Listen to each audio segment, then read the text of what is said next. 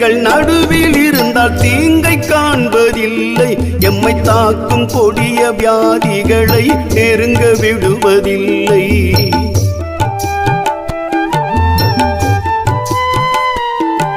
நீங்க எங்கள் நடுவில் இருந்தால் தீங்கை காண்பதில்லை. எம்மை தாக்கும் கொடிய வியாதிகளை நெருங்க விடுவதில்லை.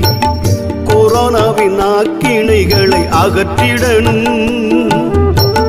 கொள்ளை நோய் வைரஸையும் அழித்திடணும். கொரோனாவின் ஆக்கினைகளை அகற்றிடணும்.